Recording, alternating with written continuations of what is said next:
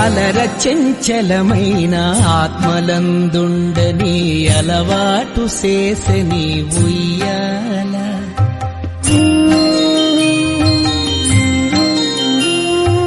అలర చెంచలమైన ఆత్మలందుండని అలవాటు చేసని ఉయ్యాల